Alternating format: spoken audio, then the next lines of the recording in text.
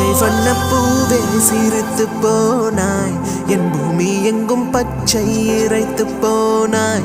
செடி கொடிகள் எல்லாம் உன்முகம் பார்த்தேன், நான் இலை தழையோடு என் வீரல் கோர்த்தேன்.